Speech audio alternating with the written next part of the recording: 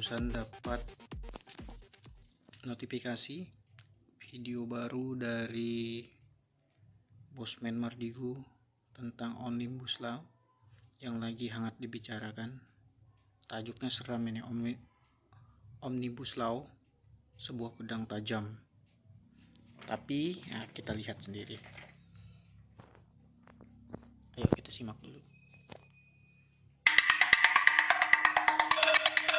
Apakah Omnibus Law akan meningkatkan daya saing? Apakah Omnibus Law akan meningkatkan produktivitas? Akankah Omnibus Law meningkatkan kesejahteraan karyawan? Kita bicarakan hal yang hangat saat ini, yang biasanya selalu saya hindari membahasnya secara langsung. Karena Omnibus Law sudah kita bahas sejak 6 bulan yang lalu, dan posisi kita jelas. Namun menghangatnya keadaan saat ini, kita perlu bahas lebih lanjut. Banyak yang mengatakan, Bosman pengusaha, maka akan diuntungkan dengan undang-undang ini disetujui DPR.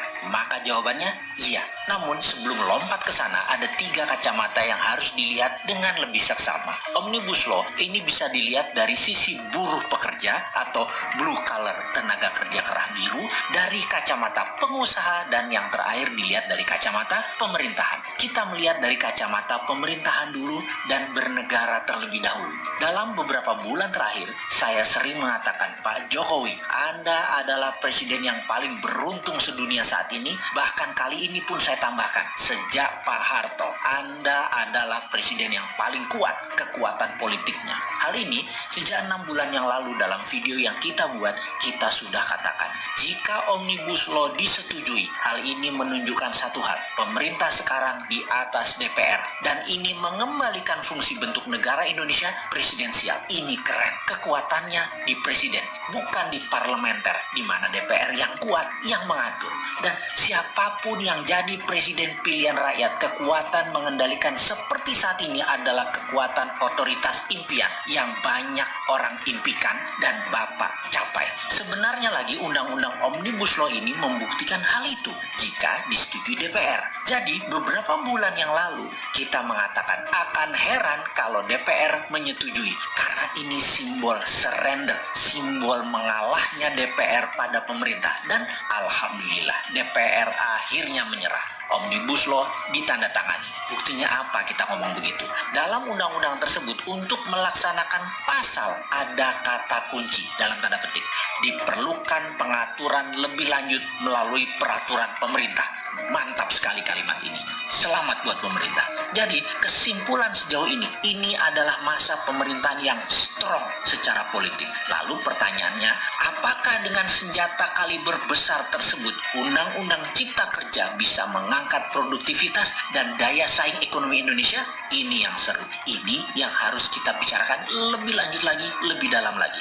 Bagi saya, jangan perdebatkan 1000 pasal lebih yang diubah demi meningkatkan daya saing tersebut. Jangan juga mendebatkan ayat per ayat, pasal per pasal. Sudah diteken, bos. Semua sudah diteken. Wes salah. Jangan melihat ke belakang. Sahabat buruh, saya hendak berbicara dengan Anda. Sederhananya begini, kalau Undang-Undang Cipta Kerja atau Omnibus Law tidak bisa meningkatkan kesejahteraan kita para buruh jelata, apa yang akan kita lakukan kepada pemerintah dan pengusaha pimpinan usaha kita? Kalau saya bisa mengatakan pengusaha yang tidak bisa meningkatkan keuntungan usaha dengan hadirnya Omnibus Law dan tidak bisa membagikannya ke karyawan, layak dimiskinkan dan dipermalukan di muka umum. Bener deh. Kejam bro.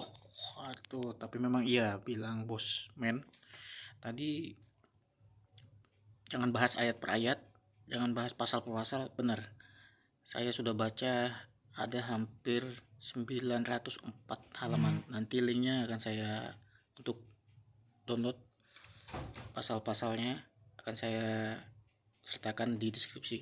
Kita lanjut. Bagi para UKM, dalam Omnibus Law, jenis usaha yang rendah risiko tidak perlu izin, hanya mendaftar. Ini gila namanya, ini terobosan.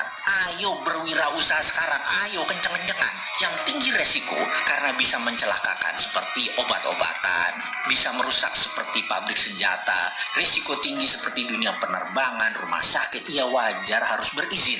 Kalau untuk buat pupuk penyubur tanaman itu resiko rendah, dulu dilarang-larang.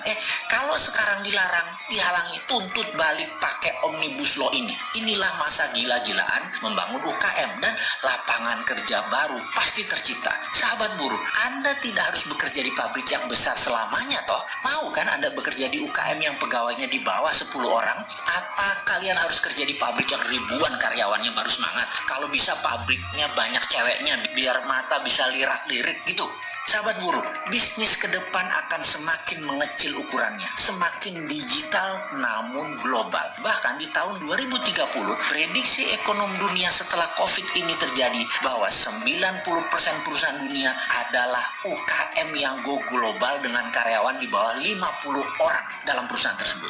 Jadi, perusahaan dengan ribuan karyawan, bahkan puluhan ribu karyawan akan semakin berkurang. Ini realitas sahabat buruh. Percaya saya, kita satu suara. Nah, sekarang kepada pemerintah, dengan kekuatan Anda yang kuat, jangan stop di sini. Jangan misalnya kemarin membangun infrastruktur statis lalu kosong yang memakai untuk komersial dan produksi serta industrinya jarang. Sayang kalau infrastruktur dibangun hanya untuk kendaraan pribadi. Nilai tambahnya nggak ada, bahkan pemborosan.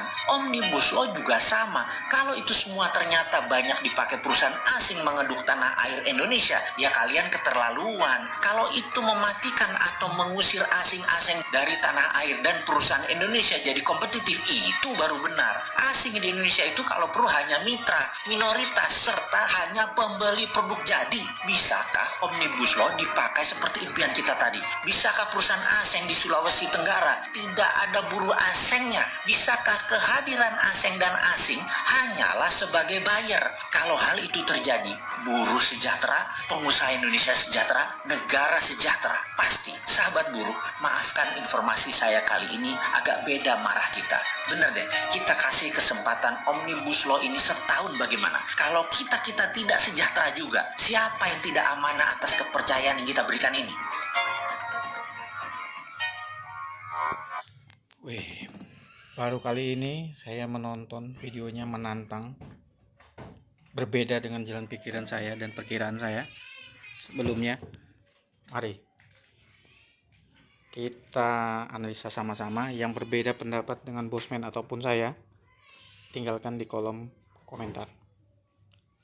Untuk lebih jelasnya, link akan saya sertakan.